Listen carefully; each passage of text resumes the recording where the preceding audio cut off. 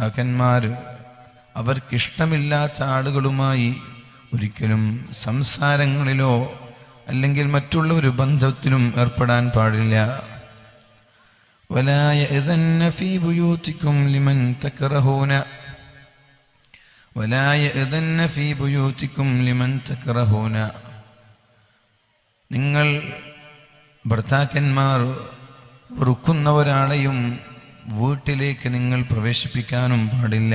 ولا يأذن, സ്ത്രീകൾ അനുവദിക്കാൻ പാടില്ല. ഫീ ബുയൂത്തിക്കും, അവരുടെ വീടുകളിൽ. ലിമൻ തക്റഹൂന, അവർ വെറുക്കുന്നവർ, പുതിയാപ്പിളമാർ, ഭർത്താക്കന്മാർ വെറുക്കുന്നവർ, അവർക്ക് ഇഷ്ടമില്ലാത്ത ആളുകൾ, അവരെ ഒരു കാരണവശാലും ഭാര്യമാർ വീട്ടിലേക്ക് പ്രവേശിപ്പിക്കാനും പാടില്ല. ഇത് ഒരു പെണ്ണിന്റെ കടമയാണ്. ഒരു പെണ്ണിനെ സംബന്ധിച്ചിടത്തോളം അവൾക്ക് വലുത് അവളുടെ ഭർത്താവാണ്. അവളുടെ സ്വർഗവും അവളുടെ ഭർത്താവാണെന്ന് അവൾ മനസ്സിലാക്കണം. അതുകൊണ്ട് ഭർത്താവിന് അനിഷ്ടകരമായ, ഇഷ്ടമില്ലാത്ത ഒരു വിഷയത്തിലും പെണ്ണ് ഇടപെടാൻ പാടില്ല എന്നാണ് അല്ലാഹുവിന്റെ ഹബീബായ റസൂലുള്ളാഹി സല്ലല്ലാഹു അലൈഹി വസല്ലം പഠിപ്പിച്ചു തരുന്നത്. ഇനി പുരുഷന്മാരോട് പറഞ്ഞു, അലാ, നിങ്ങൾ അറിയണം, വഹക്കുഹുന്ന അലൈക്കും, ഭർത്താക്കന്മാർക്ക് ഭാര്യമാരോടുള്ള കടമകൾ. അൻ തുഹ്സിനൂ ഇലൈഹിന്ന ഫീ കിസ്വതിഹിന്ന വതആമിഹിന്ന, അവരുടെ വേഷത്തിലും അവർക്ക് നല്ല അനുയോജ്യമായ വസ്ത്രം വാങ്ങിച്ചു കൊടുക്കണം. പെണ്ണിന് ആവശ്യമായ വസ്ത്രങ്ങൾ വാങ്ങിച്ചു കൊടുക്കണം. അവർക്ക് ആവശ്യമായ ഭക്ഷണം വാങ്ങിച്ചു കൊടുക്കണം. ഇതൊരു പുരുഷന്റെ കടമയാണ്. ഭക്ഷണം നൽകുക, അതോടൊപ്പം വസ്ത്രം നൽകുക, ഇത് രണ്ടൊരു പെണ്ണിന്റെ കടമയാണ്. അൻ തുഹ്സിനൂ ഇലൈഹിന്ന ഫീ കിസ്വതിഹിന്ന വതആമിഹിന്ന, ഭാര്യമാർക്ക് അനുയോജ്യമായ വസ്ത്രങ്ങൾ ആവശ്യമുള്ള ഘട്ടങ്ങളിലൊക്കെ വാങ്ങിച്ചു കൊടുക്കുക. ആവശ്യമുള്ള ഘട്ടങ്ങളിലും വസ്ത്രം വാങ്ങിച്ചു കൊടുക്കാതിരിക്കുന്നത് ഒരു ഭർത്താവിന് യോജിച്ചതല്ല. അതേപോലെ അവർക്ക് ആവശ്യമായ ഭക്ഷണം, 3 നേരം അവർക്ക് ആവശ്യമായ ഭക്ഷണവും കൊടുക്കുക. ഇത് ഒരു ഭർത്താവ് ഭാര്യയോട് ചെയ്തു കൊടുക്കേണ്ട കടമകളാണ്. മഹാനായ ഉഖബത്ത് ഇബ്നു ആമിർ റളിയല്ലാഹു അൻഹു പറയുന്നുണ്ട്, ഖാല റസൂലുള്ളാഹി സ്വല്ലല്ലാഹു അലൈഹി വസല്ലം, അഹഖു ശുറൂതി അൻ തൂഫൂ ബിഹി മസ്തഹലൽതും ബിഹിൽ ഫുറൂജ. നമ്മുടെ ബാധ്യതകളിൽ നിന്ന് നമ്മൾ ആദ്യം ചെയ്തു വിട്ടേണ്ട ബാധ്യതകൾ നമ്മുടെ ഭാര്യമാരോടുള്ള ബാധ്യതകളാണ്. നമ്മൾക്കൊരുപാട് ബാധ്യതകളുണ്ടാവും, ഒരുപാട് കടമകളുണ്ടാകും. കുല്ലുക്കും റായിൻ, നിങ്ങളെല്ലാവരും ഭരണാധികാരികളാണ്. കുല്ലുക്കും മസ്ഊലുൻ അൻ റഅയ്യതിഹി, ഓരോ ആളുകളുടെ ഉത്തരവാദിത്തങ്ങളെ കുറിച്ച് അല്ലാഹു നാളെ ചോദ്യം ചെയ്യുമെന്നാണ് പറഞ്ഞത്. ഇവിടെ ഇരിക്കുന്ന എല്ലാ ആളുകൾക്കും ഓരോ കടമകളുണ്ട്, ഓരോ ബാധ്യതകളുണ്ട്. ആ ബാധ്യതകളിൽ നിന്ന് നിങ്ങൾ എത്രയും പെട്ടെന്ന് വീട്ടേണ്ടത്, നിർബന്ധമായും വീട്ടേണ്ടത്, അഹഖു ശുറൂതി അൻ തൂഫൂ ബിഹി മസ്തഹലൽതും ബിഹിൽ ഫുറൂജ, നിങ്ങളുടെ ഭാര്യമാരോടുള്ള കടപ്പാടുകളാണ്, അവരോടുള്ള ബാധ്യതകളാണ്, കടമകളാണ് നിങ്ങൾ എത്രയും പ്രധാനമായി വീട്ടേണ്ടത് എന്ന് ശഫീഉനാ റസൂലുള്ളാഹി സ്വല്ലല്ലാഹു അലൈഹി വസല്ലം. മഹദിയായ ആയിഷ ബീവി റളിയല്ലാഹു അൻഹ ചോദിക്കുന്നുണ്ട്, യാ റസൂലല്ലാഹ്, അല്ലാഹുവിന്റെ റസൂലേ, മൻ അഅലമുൻ നാസി ഹഖ്ഖൻ അലൽ മർഅ, ഒരു പെണ്ണിനെ സംബന്ധിച്ചിടത്തോളം അവൾക്ക് ഏറ്റവും കൂടുതൽ ബാധ്യതകൾ ആരോടാണ്, കടപ്പാടുകൾ ആരോടാണെന്ന് ചോദിക്കുന്നുണ്ട്. മൻ അഅലമുൻ നാസി ഹഖ്ഖൻ അലൽ മർഅ, ഒരു പെണ്ണിനെ സംബന്ധിച്ചിടത്തോളം അവൾക്ക് ഏറ്റവും കൂടുതൽ കടപ്പാടുള്ളത് ആരോടാണ്, ബാധ്യതകളുള്ളത് ആരോടാണ് എന്ന് പ്രത്യേകമായി ചോദിക്കുന്നുണ്ട് മഹദിയായ ആയിഷ ബീവി റളിയല്ലാഹു അൻഹാ. അപ്പോൾ പെണ്ണ് ചോദിക്കേണ്ടത് പെണ്ണിന്റെ കടമയാണ്. ഒരു ഭാര്യ പഠിക്കേണ്ടത് ഭർത്താവിന്റെ കടമയല്ല. ഭർത്താവിന്റെ കടമ ഭർത്താവ് പഠിക്കണം, ഭാര്യയുടെ കടമ ഭാര്യ പഠിക്കണം. നമ്മൾ നേരെ ഓപ്പോസിറ്റാണ്. നമ്മൾ പഠിക്കുക ഭാര്യയുടെ കടമയാണ്. അപ്പൊ അതിന് നമ്മൾ ശ്രദ്ധിക്കലതാണ് ഭാര്യയുടെ കടമ. എന്നിട്ട് വീട്ടിൽ പോയിട്ട് ഭാര്യയോട് പറയും നിനക്ക് അങ്ങനെയൊക്കെ കടമുണ്ട് കേട്ടോ, അത് നമ്മൾ പോയി പറയും ഭാര്യയോട്. പെണ്ണ് അതേപോലെ തിരിച്ച് ഭർത്താവിനോട് പറയും നിങ്ങളെക്കുറിച്ച് ഇങ്ങനെയൊക്കെ പറഞ്ഞിട്ടുണ്ട് കേട്ടോ, അത് നിങ്ങൾ പറയേണ്ട ആരും. പെണ്ണിനോട് നിങ്ങളും പറയേണ്ട, പുരുഷന്മാരോട് നിങ്ങളും പറയണ്ട. നിങ്ങൾ രണ്ടുപേരോടുള്ള ഞാൻ പറഞ്ഞോളാം. പക്ഷെ നിങ്ങളുടെ കടമകൾ പഠിക്കുക. ഭർത്താവിൻ്റെ കടമ പഠിക്കുക. എനിക്കിതൊക്കെ എൻ്റെ ഭാര്യയോട് ചെയ്തു വിട്ടേണ്ട കടമയാണ്. ഭാര്യ പഠിക്കേണ്ട ഇതൊക്കെ എൻ്റെ ഭർത്താവിനോട് ഞാൻ ചെയ്തു വിട്ടേണ്ട കടമയാണ്. അങ്ങനെ സ്വന്തത്തിൻ്റെ വിഷയങ്ങൾ നമ്മൾ പഠിക്കാൻ ശ്രമിക്കുക. ആയിഷാ ബീവി ചോദിക്കുന്നതാണ് ഒരു ഭർത്താവിന് ഭാര്യയോടുള്ള കടമകളെ കുറിച്ചല്ല, നബിയെ ഒരു ഭാര്യയുടെ കടമ എന്താണ്, ഒരു പെണ്ണിൻ്റെ ബാധ്യത എന്താണ്? അപ്പോഴാണ് അല്ലാഹുവിൻ്റെ ഹബീബ് പറയുന്നത് ആരോടാണ് ഏറ്റവും ഒരു പെണ്ണ് കടപ്പെട്ടിരിക്കുന്നത്? നബി തങ്ങൾ പറഞ്ഞു സൗജുഹാ, പെണ്ണിന്റെ ഭർത്താവിനോടാണ് പെണ്ണ് കടപ്പെട്ടിരിക്കുന്നത്. പെണ്ണിന്റെ ഭർത്താവിനോടാണ് പെണ്ണ് കടപ്പെട്ടിരിക്കുന്നത്. ഇവിടെ മനസ്സിലാക്കേണ്ട ഒരു വിഷയമുണ്ട്. ഒരു പെണ്ണ് വിവാഹം കഴിക്കുന്നത് വരെയാണ് പെണ്ണിന്റെ വീടുമായിട്ട് ബന്ധമുള്ളത്.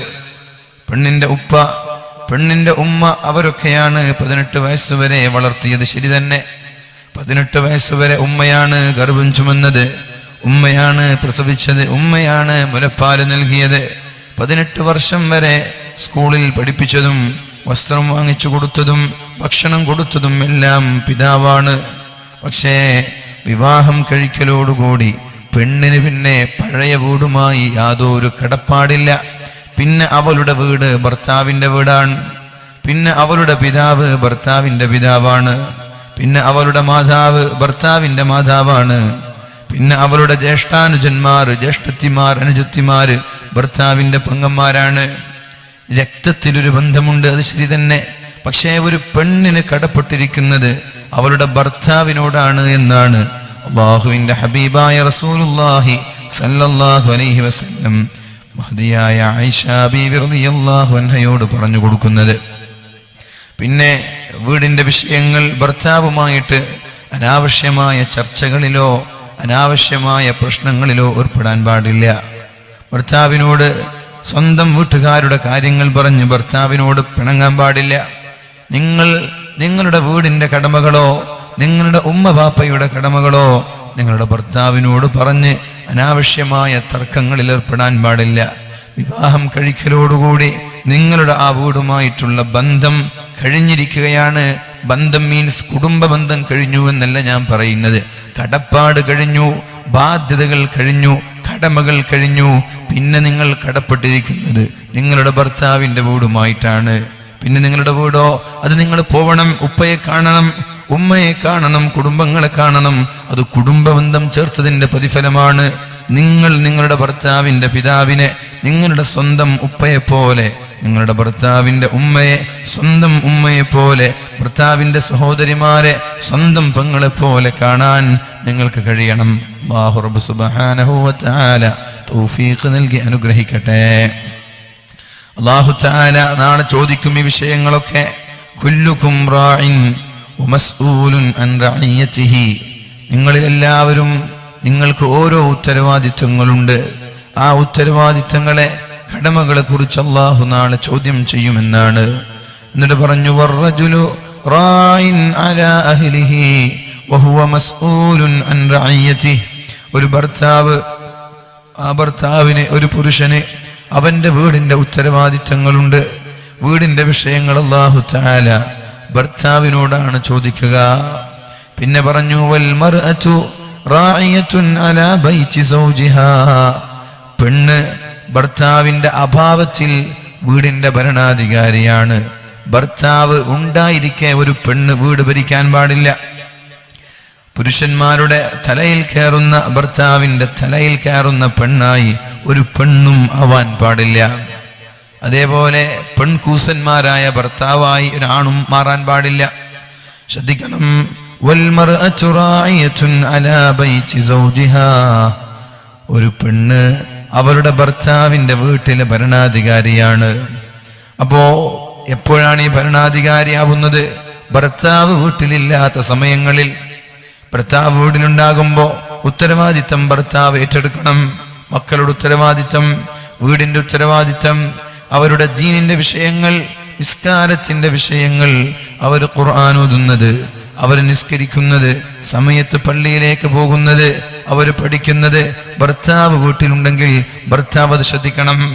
ഭർത്താവ് വീട്ടിലില്ല, പുറത്താണ്, അത്തരം സമയങ്ങളിൽ ഭാര്യ ശ്രദ്ധിക്കണം. മക്കളുടെ ദീനും പഠനവും മക്കളുടെ സ്വഭാവവും പെരുമാറ്റവും, വീടിന്റെ ചെലവുകൾ, വീടിന്റെ ഇലക്ട്രിസിറ്റി ബില്ലുകൾ, കറന്റ് ബില്ലുകൾ, വീടിന്റെ മറ്റുള്ള വിഷയങ്ങൾ എല്ലാം ഒരു പെണ്ണ് വളരെ സൂക്ഷ്മതയോടെ കൈകാര്യം ചെയ്യണമെന്ന് അല്ലാഹുവിന്റെ ഹബീബായ റസൂലുള്ളാഹി സ്വല്ലല്ലാഹു അലൈഹി വസല്ലം. ഓരോ പെണ്ണിന്റെ പേരിലും ഓരോ പുരുഷന്റെ പേരിലും ചില കടമകളുണ്ട്. അതിന് കഴിയാത്തവർ വിവാഹം കഴിക്കേണ്ട എന്നാണ് നബി തങ്ങൾ പഠിപ്പിച്ചത്.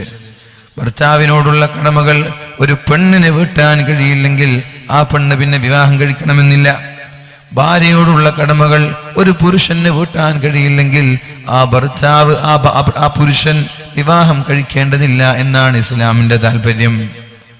അപ്പൊ ആദ്യം വിവാഹം കഴിക്കാൻ പോകുന്ന ഓരോ പെണ്ണും ഓരോ ആണും എന്താണ് എൻ്റെ കടമകളെന്ന് പഠിക്കണം. എനിക്കെന്തൊക്കെയാണ് കടമകളുള്ളത് എന്ന് പഠിക്കണം. മഹാനായ അബൂ സഈദ് റളിയല്ലാഹു അൻഹു പറയുന്നുണ്ട്, അന്ന റജുലൻ അതാ ബിബിനത്തിൻ ലഹു ഇലൻ നബി സല്ലല്ലാഹു അലൈഹി വസല്ലം. ഒരാൾ ഒരു പെൺകുട്ടിയെയും കൊണ്ട് അല്ലാഹുവിന്റെ ഹബീബിന്റെ സമീപത്തേക്ക് കടന്നു വന്നു. ഫഖാല, എന്നിട്ട് പറഞ്ഞു, നബി തങ്ങളോട് പറഞ്ഞു, ഇന്ന ബിനതി ഹാദിഹി അബത് അൻ തതസവ്വജ. നബിയേ, എൻ്റെ ഈ മകൾ വിവാഹം കഴിക്കാൻ തയ്യാറാകുന്നില്ല നബിയേ, എൻ്റെ ഈ മകൾ വിവാഹം കഴിക്കാൻ തയ്യാറാകുന്നില്ല നബിയേ. അപ്പോഴാണ് നബി തങ്ങൾ ആ പെണ്ണിനോട് പറയുന്നത്, എന്തേ നീ നിന്റെ പിതാവിനെ അനുസരിക്കാത്തത്? അത്വീഇ അബാകി, മോളെ നിന്റെ ഉപ്പ പറഞ്ഞത് നീ കേൾക്കണം മോളെ. ഉപ്പ വിവാഹം കഴിക്കണമെന്ന് പറഞ്ഞാൽ എന്തേ നീ മാറി നിൽക്കുന്നത്? വിവാഹം വേണ്ട എന്ന് പറയുന്നത്? നീ പെട്ടെന്ന് വിവാഹം കഴിക്കണം. അപ്പോഴാണ് ആ പെണ്ണ് പറഞ്ഞത്, ലാ യാ റസൂലല്ലാഹ്, നബിയേ ഞാൻ ഒരിക്കലും വിവാഹം കഴിക്കൂല നബിയേ. ഹത്താ തുഖ്ബിറനി മാ ഹഖ്ഖു സൗജി അലാ സൗജതിഹി. ഒരു ഭാര്യയ്ക്ക് ഭർത്താവിനോടുള്ള കടമകൾ എന്തൊക്കെയാണ് എന്ന് അങ്ങ് പറഞ്ഞു തരാതെ, അങ്ങ് പഠിപ്പിച്ചു തരാതെ ഞാൻ ഒരിക്കലും വിവാഹം കഴിക്കില്ല നബിയേ. ഒരു പെണ്ണിന് ഭർത്താവിനോടുള്ള കടമകൾ എന്തൊക്കെയാണ് എന്ന് നിങ്ങൾ പറഞ്ഞു തരണം, എന്നാലേ ഞാൻ വിവാഹം കഴിക്കുള്ളൂ. ഫറദ്ദദത് അലൈഹി മഖാലതഹാ. അപ്പോൾ അല്ലാഹുവിന്റെ ഹബീബിനോട് ആ പെണ്ണങ്ങനെ പറഞ്ഞുകൊണ്ടേയിരുന്നു, ഇല്ല നബിയേ, ഇല്ല, ഭർത്താവിനോടുള്ള കടമകൾ എന്തൊക്കെയാണ് എന്ന് പറഞ്ഞു തരാതെ ഒരിക്കലും ഞാൻ വിവാഹം കഴിക്കൂല നബിയേ. അപ്പോഴാണ് നബി തങ്ങൾ പറഞ്ഞു കൊടുത്തത്, ഹഖ്ഖു സൗജി അലാ സൗജതിഹി. ഒരു പെണ്ണിന് ഭർത്താവിനോടുള്ള കടമകൾ, അല്ലൗ കാന ബിഹി ഖുർഹത്തുൻ ഫലഹസത്ഹാ അവ ഇബ്തദറ മൻ ഖിറാഹു സദീദൻ ഔ ദമൻ ثم لحسته ما أدت حقه. ഒരു പെണ്ണിന് ഭർത്താവിനോടുള്ള കടമകളിൽ അള്ളാഹുവിന്റെ ഹബീബ് അങ്ങേയറ്റം പോയിട്ടാണ് പറഞ്ഞത്. ഏതറ്റം വരെ പോകാൻ പറ്റുമോ അതിന്റെ എൻഡിലാണ് നബി തങ്ങൾ പറഞ്ഞത് സല്ലല്ലാഹു അലൈഹി വസല്ലം, അല്ലൗ കാന ബിഹി ഖുർഹത്തുൻ ഫലഹസത്ഹാ അവ ഇബ്തദറ മൻ ഖിറാഹു സദീദാ ഔ ദമൻ ثم لحسته ما أدت حقه. ഭർത്താവിന്റെ ശരീരത്തിൽ ഒരു മുറിയുണ്ട് എന്ന് സങ്കല്പിക്കുക. ആ മുറിയിലൂടെ ചലങ്ങൾ, രക്തങ്ങൾ ഒഴുകുന്നുണ്ട്. അതേപോലെ ഭർത്താവിന്റെ മൂക്കിന്റെ ദ്വാരങ്ങളിലൂടെ ചലങ്ങളോ രക്തമോ ഒഴുകുന്നുണ്ട്. അപ്പൊ ഈ പെണ്ണ് ഭർത്താവിന് ഖിദ്മത്ത് ചെയ്ത് ഭർത്താവിന്റെ ശരീരത്തിൽ ആ മുറിയിലുണ്ടാകുന്ന വ്രണങ്ങളെ നക്കി വൃത്തിയാക്കിയാൽ, മൂക്കിലൂടെ ഒഴുകുന്ന ചീഞ്ചലങ്ങൾ അതിനെ നക്കിയിട്ട് നാവ് കൊണ്ട് വൃത്തിയാക്കി അതിനെ നക്കിയെടുത്താൽ വരെ മാ അദ്ദത ഹഖ്ഖഹു, ഒരു പെണ്ണിന് ഭർത്താവിനോടുള്ള കടമകൾ വീട്ടിയിട്ടില്ല, പൂർണ്ണമായി വീട്ടിയിട്ടില്ല എന്ന് ഷഫീഉനാ റസൂലുള്ളാഹി സ്വല്ലല്ലാഹു അലൈഹി വസല്ലം. ഒരു പെണ്ണ് ഭർത്താവിന് വേണ്ടി ത്യാഗം ചെയ്യണമെന്നാണ് ഇതിന്റെ ആശയം. 2 സ്വർഗവാതിലുകൾ എന്നൊരു വിഷയത്തിൽ ബഹുമാനപ്പെട്ട സിംസാർ ഉസ്താദ് അവർകൾ ഇവിടെ പ്രഭാഷണം നടത്തിയിട്ടുണ്ട്. ഒരുപക്ഷെ അതിൽ ചർച്ച ചെയ്തിട്ടുണ്ടാവണം. ഒരു പുരുഷൻ ഏറ്റവും കൂടുതൽ കടപ്പെട്ടിരിക്കുന്നത് പിതാവിനോടും മാതാവിനോടുമാണ്. ഷാമിൽ നിന്ന് സ്വന്തം മാതാവിനെ തലയിൽ ചുമന്ന് ചുട്ടുപൊള്ളുന്ന മരുഭൂമിയിലൂടെ തലയിൽ ചുവന്നുകൊണ്ട് അങ്ങ് മക്കയിലേക്ക് കടന്നു വന്നിട്ട് കഅബ തവാഫ് ചെയ്തിട്ടൊരാൾ ചോദിച്ചു, മഹാനായ ഉമർ ഇബ്നുൽ ഖത്താബ് റളിയല്ലാഹു അൻഹുവിനോട് ഞാൻ എൻ്റെ ഉമ്മയോടുള്ള കടപ്പാട് വീട്ടിയിട്ടുണ്ടോ? അസുഖം കൊണ്ട് പ്രയാസം കൊണ്ട് നടക്കാൻ കഴിയാത്ത ഒരു ഉമ്മയെ കാറിലോ ഫ്ലൈറ്റിലോ അല്ല കൊണ്ടുവരുന്നത്, സ്വന്തം ഷോൾഡറിൽ ചുമന്നുകൊണ്ട് നടന്നുകൊണ്ട് യാത്ര ചെയ്തുകൊണ്ട് പരിശുദ്ധമായ മക്കയിലേക്കെത്തി ചുട്ടുപൊള്ളുന്ന ആ ഭൂമിയിൽ ഉമ്മയെ തവാഫ് ചെയ്യിപ്പിച്ചു. എന്നാൽ എൻ്റെ ഉമ്മയോടുള്ള കടപ്പാട് ഞാൻ വീട്ടിയിട്ടുണ്ടോ എന്ന് ചോദിക്കുമ്പോൾ മഹാനായ ഉമർ ഇബ്നുൽ ഖത്താബ് റളിയല്ലാഹു അൻഹു പറഞ്ഞത്, ഇല്ല, ഒരിക്കലും നിങ്ങൾ വീട്ടിയിട്ടില്ല. അപ്പോൾ ഒരു പുരുഷന് ഉമ്മയോടുള്ള കടപ്പാട് പറയുമ്പോൾ അതിൻ്റെ ഏറ്റവും എൻഡിൽ, ഏറ്റവും അങ്ങേറ്റം വരെ പോയി. നിങ്ങൾ ആലോചിച്ച് നോക്കി, ഇപ്പം നമ്മുടെ ഇവിടുന്ന് കുമ്പളയിൽ നിന്ന് മാലിക്-ദിനാറിലേക്ക് ഉമ്മയെ ഷോൾഡറിലും കയറ്റി ഈ ചുട്ടുപൊള്ളുന്ന ഭൂമിയിൽ നടന്ന് എന്ത് ഉമ്മയ്ക്ക് നടക്കാൻ എന്ത് വണ്ടിയുണ്ട്, പ്രശ്നമൊന്നുമില്ല, പഴയ പോലെ അല്ലല്ലോ. അങ്ങനെയൊക്കെ നടന്നിട്ട് ഉമ്മയ്ക്ക് അത്രത്തോളം നമ്മൾ ഖിദ്മത്ത് ചെയ്തു. എന്നാലും നമ്മൾ ഉമ്മയോടുള്ള കടമ വീട്ടിയിട്ടില്ല എന്നാണ്. എന്തുകൊണ്ട്? നമ്മളെന്താ ഉമ്മയ്ക്ക് ഉപ്പയ്ക്കൊക്കെ അസുഖം വരുമ്പോൾ നമ്മൾ അത്ര ഇതൊക്കെ കൂലി പ്രതീക്ഷിച്ചിട്ട് തന്നെയാണ് ചെയ്യുന്നത്. എന്നാലും ഉമ്മ ഏതറ്റം പോലും ഒന്ന് മരണപ്പെടുന്നത് വരെയല്ലേ, അതുവരെ നേരെ നോക്കുക എന്നുള്ള ചിന്തയാണ് നമ്മൾക്ക് ഉണ്ടാവുക. ഉപ്പ മരണപ്പെടുന്നത് വരെയല്ലേ, അതുവരെ ഒന്നും അള്ളാഹു പറഞ്ഞതുപോലെ വളരെ സന്തോഷത്തോടെ നോക്കാം. പക്ഷെ ഉമ്മമാർ നമ്മെ വളർത്തുന്നത് അങ്ങനെയല്ല. മരണപ്പെടുന്നത് വരെ എന്നല്ല ഉമ്മമാര് നമ്മെ വളർത്തുന്ന സമയത്ത്. ഇപ്പം ഇന്ന് ഞാൻ ഇന്നലെ മെഡിക്കൽ ഭാഗത്തായിരുന്നു. ഇന്ന് ഏകദേശം ഞാൻ എത്തുമ്പോൾ 2:30 മണിയായിരുന്നു. എൻ്റെ ശബ്ദം കണ്ടിട്ട് ഞാൻ ഉമ്മയോട് പറഞ്ഞിട്ടൊന്നുമില്ല. ഞാൻ ശബ്ദം കണ്ടിട്ട് റൂമിലെത്തുമ്പോൾ ഉമ്മ ഉള്ളി മുറിക്കുന്നു. ഞാൻ അപ്പം എനിക്ക് മനസ്സിലായി ഉമ്മ ചുക്ക് കാപ്പി ഉണ്ടാക്കാനുള്ള പരിപാടിയാണ്. ഞാൻ ഉമ്മയോട് പറഞ്ഞിട്ടൊന്നുമില്ല. അങ്ങനെ ഉമ്മ നിസ്കാരം കഴിയുമ്പോഴേക്കും ഉമ്മ ചുക്ക് കാപ്പി ഉണ്ടാക്കി കൊണ്ടുവന്നു. അത് അവരുടെ ആ ഒരു സ്നേഹം, ആ ഒരു കമ്മിറ്റ്മെൻറ്റാണ്. നമ്മൾ പറയാതെ തന്നെ നമ്മളുടെ ആവശ്യങ്ങൾ തിരിച്ചറിഞ്ഞ് നമ്മളവരെ സഹായിക്കുകയാണ്. എന്നാൽ നമ്മളവർക്ക് തിരിച്ചു കൊടുക്കുന്നുണ്ടോ? ഇല്ല. എന്നാൽ നമ്മൾ തിരിച്ചു കൊടുത്തില്ലെങ്കിൽ അവർ നമ്മളോട് ദേഷ്യപ്പെടോ? ഇല്ല. നമ്മളവരെ വെറുത്താൽ, നമ്മളവരോട് ദേഷ്യപ്പെട്ടാൽ, അവർ പറഞ്ഞ് നമ്മൾ കേട്ടില്ലെങ്കിൽ അവർ നമ്മളോട് ദേഷ്യപ്പെടോ? ചൊടിക്കോ? പിണങ്ങോ? എന്തിനാ അങ്ങനെ ചെയ്യാത്തും ചെയ്യും? ഒന്നും ചെയ്യില്ല അവർ. എന്നാൽ ഇന്ന് നമ്മൾ ദേഷ്യപ്പെട്ട് നാളെ വീണ്ടവർ നമ്മൾ ഖിദ്മത്ത് ചെയ്തു. അതാണ് ഉമ്മമാർ. അവരൊരിക്കലും നമ്മൾ മരണപ്പെടുന്നത് വരെ എന്ന് വിചാരിച്ചിട്ടല്ല ഉമ്മയും ഉപ്പയൊക്കെ നമ്മളെ പോറ്റി വളർത്തുക. അവർ നമ്മളെ വളർത്തുന്നത് ആത്മാർത്ഥമായിട്ട്. നമ്മൾ അങ്ങോട്ട് സ്നേഹിച്ചില്ലെങ്കിലും അവർ നമ്മെ സ്നേഹിച്ചു കൊണ്ടേയിരിക്കും. തിരിച്ച് പ്രതീക്ഷിക്കാത്ത സ്നേഹമാണ് മാതാപിതാക്കളുടേത്. അതുകൊണ്ടൊരു ഭർത്താവിനെ സംബന്ധിച്ചിടത്തോളം, ഒരു പുരുഷനെ സംബന്ധിച്ചിടത്തോളം അവർക്ക് വയസ്സായി പ്രായമുള്ള സമയത്ത് അവർക്ക് വേണ്ടി എത്ര ത്യാഗം ചെയ്താലും നിങ്ങളുടെ ആ ഒരു ബാധ്യത പൂർണ്ണമായി നിങ്ങൾ നിറവേറ്റിയിട്ടില്ല. കാരണം അവർ മരണപ്പെടുന്നത് വരെ അല്ലേ എന്നൊരു ചിന്ത നിങ്ങൾക്കുണ്ടാവും.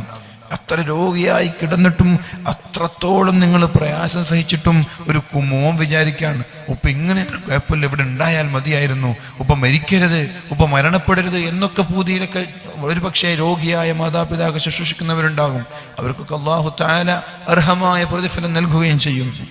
അതുകൊണ്ട് മാതാപിതാക്കളുടെ വിഷയം പറയുമ്പോൾ അതിൻ്റെ ഏറ്റവും അങ്ങേയറ്റം പോയൊരു പുരുഷന്റെ കടമ അങ്ങോട്ടാണ്.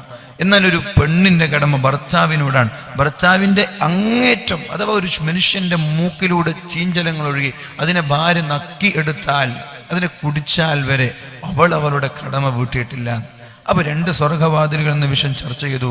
അതിലൊന്ന് ആണിനെ സംബന്ധിച്ചിടത്തോളം, ഭർത്താവിനെ സംബന്ധിച്ചിടത്തോളം അത് മാതാപിതാക്കളുടെ കാൽ കീഴിലാണ്. ഞാൻ പറയുന്നത് പെണ്ണിനെ സംബന്ധിച്ചിടത്തോളം അത് ഭർത്താവിൻ്റെ കാൽ കീഴിലാണ്. ഈ 2 പേർക്കും സ്വർഗം ഉണ്ടാവും. ഖിദ്മത്ത് നന്നായി ചെയ്യാം. പുരുഷൻ മാതാപിതാക്കൾക്ക്, ഭാര്യ ഭർത്താവിന്. അല്ലാഹുവിൻ്റെ ഹബീബായ റസൂലുള്ളാഹി സ്വല്ലല്ലാഹു അലൈഹി വസല്ലം പറയുന്നത്, ഔദമൻ സുമ്മ ലഹസതുഹു മാ അദ്ദത ഹഖഹു. കടമ വീട്ടിയിട്ടില്ല. എപ്പോ അവൻ്റെ കാലിൽ, നിങ്ങൾ ആലോചിച്ച് നോക്കി, അടുത്തിട്ട് നമ്മുടെ യൂട്യൂബിലൂടെയൊക്കെ ഒരു മെസ്സേജ് കണ്ടിട്ടുണ്ടാവും. വിവാഹം കഴിക്കുന്ന സമയത്ത് തന്നെ, നിക്കാഹ് കഴിഞ്ഞതിന് ശേഷം ഭർത്താവിന് ക്യാൻസർ പിടിപ്പെടുകയും എന്നിട്ട് ഭർത്താവിൻ്റെ കൂടെ ഒരു ദിവസം പോലും ഒന്ന് സുഖമായി കിടപ്പറ പങ്കിടാൻ ഭാഗ്യം ലഭിക്കാത്തൊരു പെണ്ണ്. ഞാൻ ആ പെണ്ണിൻ്റെ വീട്ടിൽ പോയിട്ടുണ്ട്. ആ പെണ്ണിൻ്റെ പിതാവിനെ കണ്ടിട്ടുണ്ട്, പെണ്ണിൻ്റെ ഭർത്താവിനെ ഞാൻ കണ്ടിട്ടുണ്ട്. അവിടെ പോയിട്ട് ദുആ ചെയ്തിട്ടുണ്ട്. നമ്മളൊക്കെ ഇഷ്ടപ്പെടുന്ന ഒരാളാണ്. അപ്പോൾ അവർക്കിങ്ങനെ ഒരു പബ്ലിസിറ്റി അവർ ആഗ്രഹിച്ചിരുന്നില്ല. പാവപ്പെട്ടൊരു കുടുംബമാണ്, എന്നാലും കഴിവിൻ്റെ പരമാവധി അവർ സ്വയം ചികിത്സിച്ച് ഇങ്ങനെ മുന്നേറി നല്ലൊരു അസുഖമുള്ള ടീമാണ്. അള്ളാഹു പെട്ടെന്ന് ശിഫ നൽകട്ടെ. വേളൊക്കെ സ്ഥിരമായിട്ട് കേൾക്കുന്ന ആളാണ്. അപ്പം അതുകൊണ്ട് തന്നെ ഒരു ദിവസം ആ ചെറുപ്പക്കാരൻ തന്നെ എന്നെ ഫോൺ വിളിച്ചിട്ടൊന്ന് വീട്ടിൽ വരണം എന്ന് പറഞ്ഞിട്ട് അങ്ങോട്ട് പോയതാണ്. ഇവിടെ നമ്മുടെ ആലമ്പാടിയുടെ ഭാഗത്താണ്. വല്ലാത്ത പ്രയാസമാണ്. ഗൾഫിലൊക്കെ ജോലി ചെയ്യുന്നതിനിടയിൽ പെട്ടെന്ന് ക്യാൻസർ വന്നു. ആ ക്യാൻസർ വന്നപ്പോൾ പിന്നെ നാട്ടിലേക്ക് വന്നിട്ട് ചികിത്സിച്ചു. ഈ മരുമകൻ്റെ ഷിഫയ്ക്ക് വേണ്ടി പെണ്ണിൻ്റെ പിതാവ് അഥവാ അമ്മോച്ചൻ വരെ ഗൾഫിലത്തെ ജോലി ഒഴിവാക്കി നാട്ടിലേക്ക് വന്നിട്ട് ഇപ്പോൾ ഈ മരുമകന് ഖിദ്മത്ത് ചെയ്തുകൊണ്ടിരിക്കുകയാണ്. ആര്? അമ്മോച്ചൻ. ഇതൊക്കെ ഒരു ത്യാഗങ്ങളാണ്. ക്യാൻസർ എന്നൊക്കെ പറഞ്ഞാൽ വലിയൊരു അപകടമാണ്. നമ്മുടെ അദ്നാൻ ഷാക്ക് അള്ളാഹു തആല പൂർണ്ണമായ ശിഫ നൽകി അനുഗ്രഹിക്കട്ടെ. അപ്പോൾ ഞാൻ പറയുന്നത് അദ്നാൻ ഷാക്ക് അള്ളാഹു ഇപ്പോൾ ഈ ക്യാൻസറിൻ്റെ പൂർണ്ണമായ മാറ്റങ്ങളുണ്ടായി, പൂർണ്ണമായ ശിഫ ലഭിച്ചു. എന്തു ഞാൻ മനസ്സിലാക്കിയെടുത്തോളം ജീവിതത്തിൽ ചെയ്ത സ്വതക്കകൾ നമ്മൾക്ക് അള്ളാഹു വലിയ മാറ്റങ്ങൾ നൽകുന്നതാണ് ഞാൻ വിശ്വസിക്കുന്നത്. ഉദാഹരണം പറഞ്ഞാൽ പെരിന്തൽമണ്ണയുടെ ഭാഗത്ത് നമ്മുടെ ഒരു സുഹൃത്തുണ്ട്. ആ ചെറുപ്പക്കാരൻ 25-26 വയസ്സുള്ള ചെറുപ്പക്കാരനാണ്. 4th സ്റ്റേജിൽ നിന്ന് ഡോക്ടർമാർ കൈയൊഴിഞ്ഞ ഒരു രോഗിയാണ്. 4th സ്റ്റേജിൽ നിന്ന് ഡോക്ടർമാർ കൈയൊഴിഞ്ഞൊരു രോഗിയാണ്. ക്യാൻസറാണ്, ഒരിക്കലും ശിഫ ലഭിക്കൂല എന്ന് പറഞ്ഞിട്ട്. അതിനുശേഷം ഈ ചെറുപ്പക്കാരൻ വാലിൻ്റെ ഓരോ സദസ്സുകളിൽ പോയി, അഥവാ വാലിൻ്റെ സദസ്സുകളിൽ പോയി ഇങ്ങനെ 6000, 5000, 10000 ഇങ്ങനെ നല്ല റിച്ച് ടീമാണ്, സാമ്പത്തികമായിട്ട് അഭിവൃദ്ധിയുള്ള ടീമാണ്. സ്വതക്ക ചെയ്തിട്ട് ദുആ ചെയ്യിപ്പിച്ചിട്ട് വാലിൻ്റെ സദസ്സിൽ വെച്ചിട്ട് കബീർ വാക്കി ഉസ്താദ് എന്നോട് കഴിഞ്ഞ ആഴ്ച ആ വിഷയം പറഞ്ഞിരുന്നു. അപ്പോൾ വലിയൊരു സദസ്സിൽ വെച്ച് അവൻ വന്നതും എന്നിട്ട് വലിയൊരു സദസ്സിൽ വെച്ച് നല്ല സ്വലാത്തൊക്കെ ചൊല്ലി ദുആ ചെയ്യിപ്പിച്ച വിഷയമൊക്കെ പറഞ്ഞിരുന്നു. ആ ചെറുപ്പക്കാരൻ ഇന്ന് പൂർണ്ണമായ ഷിഫ ലഭിച്ചിട്ടുണ്ട്. 4th സ്റ്റേജിൽ നിന്ന് ഡോക്ടർ ഒരിക്കലും ഷിഫ ലഭിക്കൂല എന്ന് പറഞ്ഞ കൈയൊഴിഞ്ഞൊരു രോഗിയാണ്. അവൻ ഇന്നും ജീവിച്ചിരിപ്പുണ്ട്. അള്ളാഹു പൂർണ്ണമായ ഷിഫ നൽകി അനുഗ്രഹിക്കട്ടെ. ഇന്നും ജീവിച്ചിരിപ്പുണ്ട് എന്ന് ക്യാൻസറിൻ്റെ ഒരു ലക്ഷണവുമില്ല. അപ്പോൾ അവൻ എന്നോട് പേഴ്സണലായിട്ട് എന്നോട് പറഞ്ഞു, വ്യക്തിപരമായി എന്നോട് പറഞ്ഞ വിഷയമാണ്, എനിക്ക് ഷിഫ ലഭിച്ചിട്ടുണ്ടെങ്കിൽ അത് സ്വതക്കയുടെ ബർക്കത്ത് കൊണ്ടാണ്. അതിനെ സംബന്ധിച്ചിടത്തോളം ഞാൻ വിശ്വസിക്കുന്നത് അതാണ്. അദ്ദേഹം ചെയ്ത ജീവിതത്തിലെ നല്ല കാര്യങ്ങളായിരിക്കും. അല്ലാഹു തആല മരണം വരെ അള്ളാഹു ആഫിയത്ത് നിലനിർത്തി കൊടുക്കട്ടെ. അതുപോലെയുള്ള മാറാരോഗങ്ങളിൽ നമ്മൾക്ക് വരാതിരിക്കാൻ വേണ്ടിയിട്ട് നമ്മൾ എന്തെങ്കിലും ഒരു സ്വതക്ക നമ്മുടെ ഈ ദഫ്രാത്തീബ് സംഘത്തിൽ നമ്മൾ ചെയ്യുക. നല്ലൊരു നീയത്തോടു കൂടി ചെയ്യുക, നമ്മൾക്ക് ഇതുപോലെയുള്ള അസുഖങ്ങൾ വരാതിരിക്കാൻ വേണ്ടിയിട്ട്. ഞാൻ കുറച്ച് മുമ്പ് പറഞ്ഞൊരു വിഷയമാണ് ഗൾഫിലെ 2 ദമ്പതികളുടെ വിഷയം, ഭാര്യയും ഭർത്താവിൻ്റെയും വിഷയം. ആ ദമ്പതികളിൽ ഒരു പെണ്ണിന് ക്യാൻസർ പോലെയുള്ള അസുഖത്തിൻ്റെ പേര് ഞാൻ കുറേ മുമ്പ് വായിച്ചൊരു വിഷയമാണ്. അന്ന് ഞാൻ ആ പേരൊക്കെ പറഞ്ഞിരുന്നു, എനിക്കിപ്പോൾ പേര് ഓർമ്മയില്ല. ആ ദമ്പതികൾപ്പെട്ട ഭാര്യയ്ക്ക് വലിയൊരു അസുഖം വന്നു. ന്യൂമോണിയ ആണോ എന്ന് എനിക്ക് ഓർമ്മയില്ല. വലിയൊരു അസുഖം വന്നു. ഡോക്ടർമാരും കൈയൊഴിഞ്ഞൊരു രോഗിയാണ്. ഇനിയൊരിക്കലും പൂർണ്ണമായ ശിഫ ലഭിക്കൂല, ഇനി മരണം കാത്തിരിക്കുക, ഇത്രയേ ഉള്ളൂ. വളരെ വിഷമത്തോടെയാണ് ഹോസ്പിറ്റലിൽ നിന്ന് ഭാര്യയും ഭർത്താവും വരുന്നത്. അപ്പോൾ വിഷമിച്ചിങ്ങനെ ഇരിക്കുമ്പോൾ ഭർത്താവിനോട് ഭാര്യ പറഞ്ഞു, നിങ്ങൾ എന്തിനാ ടെൻഷൻ, എനിക്കല്ലേ രോഗം, എനിക്ക് ടെൻഷനില്ലല്ലോ, നിങ്ങൾ എന്തിനാ ഇങ്ങനെ വിഷമിക്കുന്നത് എന്നൊക്കെ ചോദിച്ചു. അങ്ങനെ 2 പേരും വീട്ടിലെത്തി. ഇനി ഭാര്യയ്ക്ക് അങ്ങനെ ജോലി ചെയ്യാനൊന്നും കഴിയില്ല. ആ സമയത്ത് ഭാര്യ പറഞ്ഞു, നമ്മൾക്കൊരു മെയ്ഡിനെ കൊണ്ടുവന്നാൽ എന്താ, ഗൾഫിലൊക്കെ ഹോം നേഴ്സ് ഉണ്ടാവും, മെയ്ഡ് ഉണ്ടാവും, മെയ്ഡിനെ കൊണ്ടുവന്നാൽ എന്തേലും ചോദിച്ചു. അപ്പം അങ്ങനെ പത്രങ്ങളൊക്കെ പരസ്യം നോക്കി അവിടെ ഓഫീസിന് വിളിച്ചപ്പോൾ ഒരു ഇന്തോനേഷ്യക്കാരിയായ ഒരു പെണ്ണിനെയാണ് അവർക്ക് വീട്ടിൽ സെർവൻ്റായിട്ട് ലഭിച്ചത്. വീട്ടിലെ സേവനം ചെയ്യുന്ന ജോലിക്കാരിയായി ഇന്തോനേഷ്യയിലൊരു പെണ്ണിനെയാണ് ലഭിച്ചത്. ആ ഇന്തോനേഷ്യയിലെ പെണ്ണ് ഫോൺ വിളി വന്ന ഉടനെ ഒരു 2-3 ആഴ്ചക്കകം വേഗം ഇവിടെ എത്തി ഇവരുടെ വീട്ടിലെത്തി. ആ പെണ്ണ് നല്ലൊരു സേവനമൊക്കെ ചെയ്ത് ജോലി ചെയ്തുകൊണ്ടിരിക്കുക. പെണ്ണ് ഇടയ്ക്കിടെ കരയുന്നത് ഈ വീട്ടിലെ പെണ്ണ് കാണാറുണ്ട്, ഇടയ്ക്കിടെ ഇങ്ങനെ കരയും. പിന്നെ ബാത്റൂമിലൊക്കെ പോയാൽ ഒരുപാട് വൈകിട്ടാണ് പുറത്തു വരിക. മൂത്രമൊഴിക്കാനോ മറ്റുള്ള ആവശ്യങ്ങൾക്ക് വേണ്ടി പോയാൽ ഒരുപാട് കഴിഞ്ഞിട്ടാണ് തിരിച്ചു വരിക.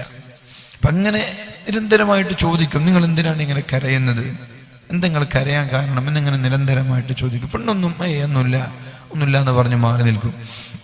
ഒരു ദിവസം ഭർത്താവില്ലാത്തൊരു സമയത്ത് പെണ്ണ് ആ സഹോദരിയെ ഇന്തോനേഷ്യയിലെ ആ പെണ്ണിനെ അടുത്ത് വിളിച്ചിട്ട് കാര്യങ്ങളൊക്കെ ചോദിച്ചു. ആ പെണ്ണ് സത്യം പറഞ്ഞു, ഞാൻ ഒരു 6 ദിവസം പ്രായമുള്ള ഒരു കുഞ്ഞിൻ്റെ ഉമ്മയാണ് ഞാൻ. എൻ്റെ കുഞ്ഞിന് 6 ദിവസം പ്രായമേ ഉള്ളൂ. എൻ്റെ ഭർത്താവിനാണെങ്കിൽ ജോലി ചെയ്യാറില്ല. എൻ്റെ ഭർത്താവ് ജോലി ചെയ്യാറ്, ഭർത്താവ് ഉണ്ടോ എന്ന് എനിക്ക് ഓർമ്മ. ഭർത്താവ് ഏതായാലും ജോലി ചെയ്യുന്ന ഒരാളല്ല, ഭർത്താവ് രോഗിയാണെന്ന് എനിക്ക് തോന്നുന്നത്. അപ്പോൾ അതുകൊണ്ട് ഞാൻ തന്നെ ജോലി ചെയ്തിട്ട് വേണം എൻ്റെ കുടുംബത്തെ പോറ്റി വളർത്താൻ. എൻ്റെ കുടുംബത്തെ പോറ്റി വളർത്താൻ ഞാൻ തന്നെ ജോലി ചെയ്തിട്ട് വേണം. അപ്പം ഞാൻ ഗർഭിണിയാകുന്നതിന് മുമ്പ് അപേക്ഷ കൊടുത്താണ് ജോലിക്ക് വേണ്ടിയിട്ട്. പിന്നെ എനിക്ക് ഗൾഫിൽ നിന്ന് കോൾ വന്നത് പ്രസവിച്ചിട്ട് 6 ദിവസമായപ്പോഴാണ്. അപ്പോൾ എൻ്റെ കുഞ്ഞിനെയും കയ്യിൽ പിടിച്ച് ഞാൻ ആലോചിച്ചു, എൻ്റെ ഈ 6 ദിവസം പ്രായമുള്ള കുഞ്ഞിന് പാല് കൊടുക്കണോ? അല്ല, ഞാൻ കുഞ്ഞിന് പാലിപ്പോൾ ആരെങ്കിലും കൊടുക്കൂലേ? ഈ കുഞ്ഞിന് വേണ്ടിയിട്ട് ഞാനിത് ത്യാഗം ചെയ്തിട്ട് ഗൾഫിലേക്ക് ജോലിക്ക് പോകണം. അപ്പം എൻ്റെ മനസ്സിലേക്ക് കടന്നു വന്നത്, കുഞ്ഞിന് പാല് കൊടുക്കാൻ ഇവിടെ ആരെങ്കിലും ഉണ്ടാവും. ഞാൻ ഗൾഫിൽ പോയാലേ എൻ്റെ കുടുംബത്തെ പോറ്റാനും എൻ്റെ കുടുംബത്തെ വളർത്താനും എനിക്ക് കഴിയുള്ളൂ. അപ്പോൾ അതുകൊണ്ട് 6 ദിവസം പ്രായമുള്ള കുഞ്ഞിനെ ഞാൻ ഇവിടെ വീട്ടിൽ വെച്ചിട്ട് ജോലിക്ക് വേണ്ടി ഞാൻ വന്നതാണ്. ആ കുഞ്ഞിനെ ഓർത്തിട്ടാണ് ഞാൻ കരയുന്നത്. ഞാൻ ബാത്റൂമിൽ പോയി ഒരുപാട് സമയം ചെലവഴിക്കുന്നത് പാല് കുടിക്കേണ്ട പ്രായത്തിൽ ആ ഒരു സമയത്ത് അവരുടെ മാരടങ്ങളിൽ പാല് നിറയും. കുഞ്ഞ് കുടിക്കണം, കുഞ്ഞില്ല. അപ്പം അതുകൊണ്ട് അത് സ്ക്വീസ് ചെയ്യാൻ, അത് ഒഴിവാക്കാൻ വേണ്ടിയിട്ടാണ് ഞാൻ ബാത്റൂമിൽ ഒരുപാട് സമയം നിൽക്കുന്നത്. അല്ലെങ്കിൽ അവർക്ക് വേദനയാണത്. അതുകൊണ്ട് അത് ഒഴിവാക്കാൻ വേണ്ടിയിട്ടാണ് ഞാൻ ബാത്റൂമിൽ ഒരുപാട് സമയം ചെലവഴിക്കുന്നത് എന്ന് ഈ പെണ്ണ് പറഞ്ഞപ്പോൾ, ഈ രോഗിയായ ഈ വീട്ടുകാരി, അഥവാ രോഗം ഒരിക്കലും ശിഫ ലഭിക്കൂല എന്ന് പറഞ്ഞ് ഈ വീട്ടുകാരിയുടെ മനസ്സ് വല്ലാതെ വേദനിക്കുകയും അതിൽ വലിയൊരു വിഷമത്തോടുകൂടി ഭർത്താവിനെ കാത്തിരിക്കുകയും ചെയ്തു. ഭർത്താവ് വന്ന ഉടനെ പറഞ്ഞു, നമ്മൾക്ക് ഈ പെണ്ണിനെ നാട്ടിലേക്ക് തിരിച്ചേക്കണം. ഇനി ഈ പെണ്ണിനെ നമ്മളിവിടെ നിർത്തിക്കുന്നത്ര ശരി. എന്താണെന്ന് ചോദിച്ചു, നീ ഇവിടെ രോഗിയാണ്ട് പിന്നെ ആരെവിടെ ജോലി എടുക്കാൻ നീ പറഞ്ഞിട്ടല്ലേ കൊണ്ടുവന്നത്? എന്നാലും കുഴപ്പമില്ല, ഞാൻ തന്നെ ജോലി എടുത്തോളാം. ഈ പെണ്ണിൻ്റെ സ്ഥിതിഗതികളൊക്കെ ഭർത്താവിന് പറഞ്ഞു കൊടുത്തു. ഭർത്താവിന് മനസ്സിലായപ്പോൾ ഭർത്താവിനും മനസ്സിലിഞ്ഞു. എന്ന് പെണ്ണ് പറഞ്ഞു, വെറുതെ പറഞ്ഞു വെച്ചിട്ട് കാര്യമില്ല. പെണ്ണ് ജീവിതത്തിൽ ഒരുപാട് കഷ്ടമുള്ള പെണ്ണാണ്, കുടുംബം പോറ്റാൻ കഴിയാത്തൊരു പെണ്ണാണ്. അതുകൊണ്ട് 2 വർഷമാണ് മുലപ്പാല് കൊടുക്കേണ്ട സമയം. ആ 2 വർഷത്തെ നമ്മൾ എന്ത് ചെയ്യണം? വെക്കേഷൻ സാലറി അടക്കം കൊടുത്തിട്ട് ഓരോരോ മാസത്തിനും നിശ്ചിത സാലറി വെച്ചിട്ട് 12 മാസത്തെ സാലറി ഈ പെണ്ണിന് കൊടുത്തിട്ട് പെണ്ണിനെ നാട്ടിലേക്ക് അയക്കണം. അത് കഴിഞ്ഞിട്ട് പാല് കൊടുത്തതിന് ശേഷം 2 വർഷം കഴിഞ്ഞിട്ട് വന്നോട്ടെ. അങ്ങനെ ചെയ്യണമെന്ന് ഭർത്താവിനോട് പറഞ്ഞപ്പോൾ അതിപ്പോൾ കുറച്ച് പ്രയാസത്തിൽ എന്നൊക്കെ ചിന്തിച്ചു. പിന്നെ ഭർത്താവായി എന്ന് പറഞ്ഞ് സമ്മതിച്ചു. 2 വർഷത്തെ സാലറി കൊടുത്തിട്ട് ഈ പെണ്ണ് ഇന്തോനേഷ്യയിൽ ആ പെണ്ണിനെ നാട്ടിലേക്ക് തിരിച്ചയച്ചു. ദിവസങ്ങൾ ഒരുപാട് കഴിഞ്ഞു. പിന്നെ വീണ്ടും ഡോക്ടറെ കാണാൻ പോയി ടെസ്റ്റിന് വേണ്ടിയിട്ട് പോയപ്പോൾ ഡോക്ടർ പറഞ്ഞു, അത്ഭുതകരമായ മാറ്റം നിങ്ങളുടെ ശരീരത്തിലുണ്ടായിട്ടുണ്ട്. അത്ഭുതകരമായ മാറ്റം നിങ്ങളുടെ ശരീരത്തിലുണ്ടായിട്ടുണ്ട്. ഡോക്ടറെ കാണിച്ചിട്ടുണ്ടോ? വേറെ മരുന്നെടുത്തിട്ടുണ്ടോ എന്നൊക്കെ ചോദിച്ചു. ഇല്ല, ഞങ്ങളൊരു മരുന്നെടുത്തിട്ടില്ല. എന്നാൽ നിങ്ങളുടെ രോഗത്തിൻ്റെ ഒരു ലക്ഷണം പോലും നിങ്ങളുടെ ശരീരത്തിലില്ല. അപ്പോൾ പെണ്ണ് പറഞ്ഞ മറുപടി ഉണ്ട്, നിങ്ങൾ രോഗങ്ങളെ സ്വതക്ക കൊണ്ട്, ദാനധർമ്മം കൊണ്ട് ചികിത്സിക്കണമെന്ന് എൻ്റെ ഉമ്മ പഠിപ്പിച്ചത് എനിക്ക് ഓർമ്മയുണ്ട്. അപ്പം ഞാൻ ഇങ്ങനൊരു സംഭവം ചെയ്തിട്ടുണ്ട്. ഒരു പക്ഷേ അതിൻ്റെ ഫലമായി എൻ്റെ റബ്ബ്, എൻ്റെ രക്ഷിതാവ് അള്ളാഹു തന്നതായിരിക്കും. അപ്പോൾ ഡോക്ടർ പറഞ്ഞു അതന്നെ ആയിരിക്കും കാരണം. അപ്പോൾ ഞാൻ പറഞ്ഞു വരുന്ന എത്ര വലിയ രോഗങ്ങളാണെങ്കിലും, എത്ര വലിയ മാരകമായ അസുഖങ്ങളാണെങ്കിലും സ്വതക്ക കൊണ്ടും ആത്മാർത്ഥം, ഈ പേരിന് പ്രശസ്തി കൊടുക്കുന്ന സ്വതക്കിൽ ഒരു ചുക്കും കിട്ടൂല. അത് ഞാൻ ആദ്യം പറയാം. പേരിനും പ്രശസ്തിക്കും വേണ്ടി കൊടുക്കുന്ന സ്വതക്കിൽ ഒരു ചുക്കും കിട്ടൂല. അതിന് പ്രതിഫലത്തിന് പകരം ശിക്ഷയാകട്ടെ. അതിന് പകരം നമ്മൾ ആത്മാർത്ഥമായി നല്ലൊരു നിയത്തോടുകൂടി ഇതുപോലെയുള്ള മാരകമായ രോഗങ്ങൾ വരാതിരിക്കാൻ വേണ്ടിയിട്ട്, വന്ന ആളുകൾക്ക് ശിഫ ലഭിക്കാൻ വേണ്ടിയിട്ടും ദുആ ചെയ്യാം. വന്ന ആളുകൾക്ക് ശിഫ ലഭിക്കാനും വേണ്ടി ദുആ ചെയ്യാം. അല്ലാത്ത ആരോഗ്യമുള്ള ആളുകൾക്കൊക്കെ അല്ലാഹുവേ മരണം വരെ മാരകമായ രോഗങ്ങൾ എനിക്ക് തരല്ലേ റബ്ബേ, മാരകമായ രോഗം എനിക്ക് തരല്ലേ എന്ന നെയ്യത്തോടുകൂടി നല്ലൊരു എന്ത് ചെയ്യുക, നമ്മുടെ ദഫ്രാത്തീബ് സംഘത്തിൽ നമ്മൾ സ്വതക്ക ചെയ്യുക. എന്നിട്ട് നമ്മൾ ദുആ ചെയ്യുക. നമുക്ക് എല്ലാവർക്കും ഒന്നിച്ചിരുന്ന് ദുആ ചെയ്യുക. നമ്മുടെ മഹാനുഭാവൻ്റെ ഹദറത്തിലാണ് നമ്മളിവിടെ ഇരിക്കുന്നത്. ആ മഹാനുഭാവൻ്റെ ഹഖജാഹ് ബർക്കത്ത് കൊണ്ട് അള്ളാഹു ഇവിടെ കൂടിയിരിക്കുന്ന നമ്മൾക്ക്, നമ്മുടെ കുടുംബങ്ങൾക്കൊക്കെ, എല്ലാവർക്കും ഇത് ശ്രദ്ധിക്കുന്ന ആളുകൾക്കൊക്കെ, ഓൺലൈനിലൂടെ ഓഫ്ലൈനിലൂടെ ശ്രദ്ധിക്കുന്ന എല്ലാ ആളുകൾക്കും അള്ളാഹു റബ്ബ് സുബ്ഹാനഹു വ തആല പൂർണ്ണമായ ശിഫ നൽകി അനുഗ്രഹിക്കട്ടെ. മാരകമായ അസുഖങ്ങളിൽ നിന്ന് അള്ളാഹു നമ്മയും നമ്മോട് ബന്ധപ്പെട്ടവരെയും കാത്തു സലാമത്താകട്ടെ. അള്ളാഹുവെ മാരകമായ രോഗങ്ങൾ ഞങ്ങൾക്ക് ആർക്കും നൽകല്ല റബ്ബേ. അള്ളാഹുവെ മാരകമായ രോഗങ്ങൾ നീ ഞങ്ങൾക്ക് ആർക്കും തരല്ല റബ്ബേ. ക്യാൻസർ പോലെയുള്ള എന്ത് രോഗങ്ങളാണെങ്കിലും എല്ലാ രോഗങ്ങളും പ്രയാസം തന്നെയാണ്. വേദനകളില്ലാത്ത രോഗങ്ങളില്ല. ഒരു രോഗവും, മാരകമായ രോഗങ്ങൾ, ശിഫയില്ലാത്ത രോഗങ്ങൾ, പ്രയാസപ്പെടുന്ന രോഗങ്ങൾ ഞങ്ങൾക്ക് ആർക്കും, ഞങ്ങളുടെ കുടുംബങ്ങൾ, ഭാര്യ, സന്താനങ്ങൾ, മാതാപിതാക്കൾ, ഞങ്ങൾ സ്നേഹിക്കുന്ന, സഹായിക്കുന്ന, സഹകരിക്കുന്ന ആർക്കും ചെറിയ റബ്ബേ ഇൻഷാ അല്ലാഹു നമ്മെ കാത്ത് സലാമത്താകട്ടെ. അപ്പോൾ നിങ്ങൾക്ക് ആർക്കെങ്കിലും അങ്ങനെ താല്പര്യമുണ്ടെങ്കിൽ, എന്തെങ്കിലും കൊടുക്കാൻ താല്പര്യമുണ്ടെങ്കിൽ ഒന്ന് കൈപ്പൊക്കെ. അതിന് സമയമൊന്നും ഞാൻ മാറ്റി വെക്കൂല. നിങ്ങൾ പറയുന്നുണ്ടെങ്കിൽ മാത്രം ഞാൻ ജസ്റ്റ് ഒരു സമയം 5 മിനിറ്റ് ചിലവഴിക്കുക. ആർക്കെങ്കിലും എൻ്റെ ചെറിയ നിങ്ങൾക്ക് കഴിയുന്നൊരു എമൗണ്ട്, 5000 ആണെങ്കിൽ 2000 ആണെങ്കിൽ 2000, 1000 ആണെങ്കിൽ 1000, 500 ആണെങ്കിൽ 500, നിങ്ങൾക്ക് കഴിയുന്ന എന്തെങ്കിലും ഒരു എമൗണ്ട് കൊടുത്തിട്ട് നമ്മളെന്താ ഈ ദഫ്രാത്തീവ് സംഘം അത് ചെയ്യുക. അവരേതെങ്കിലും രോഗികൾക്ക് വേണ്ടിയിട്ട് സഹായിക്കായിരിക്കും, രോഗത്തിൻ്റെ അവർക്ക് മരുന്ന് വാങ്ങിച്ചു കൊടുക്കാൻ, അല്ലെങ്കിൽ എന്തെങ്കിലും വിവാഹം കഴിക്കാൻ കഴിയാത്ത പെൺകുട്ടികളുടെ വിവാഹത്തിന് വേണ്ടിയിട്ടായിരിക്കും, എന്തെങ്കിലും കാരുണ്യ പ്രവർത്തനമായിരിക്കും ഇവർ ചെയ്യുക. അതിൻ്റെ ഫലം കൊണ്ട് അള്ളാഹു നമ്മെ സഹായിക്കും. ആർക്കെങ്കിലും എന്തെങ്കിലും താല്പര്യമുണ്ടോ? ഇവിടെ 6666 രൂപ നമ്മുടെ അദ്നാൻഷയുടെ മകൾ തന്നിട്ടുണ്ട്, സ്വാലിഹീങ്ങളായ മക്കളുണ്ടാവാൻ. അള്ളാഹു തആല സ്വാലിഹീങ്ങളായ മക്കളെ നൽകട്ടെ. റഹ്മാനിയായ അള്ളാഹുവേ, നീയാണ് മക്കളെ കൊടുക്കുന്നത്. പരിശുദ്ധ ഖുർആൻ പറഞ്ഞതുപോലെ ഹുവ അലയ്യ ഹയ്യിൻ, എനിക്കത് വളരെ എളുപ്പമാണെന്നാണ് അള്ളാഹു പറഞ്ഞത്. മക്കളെ തരാൻ എനിക്ക് വളരെ എളുപ്പമാണെന്നാണ് അള്ളാഹുവെ നീ പറഞ്ഞത്. അള്ളാഹുവെ, ഈ ദമ്പതികൾക്ക് സ്വാലിഹീങ്ങളായ ഒരുപാട് മക്കളെ നീ കൊടുക്കണേ അല്ലാഹ്.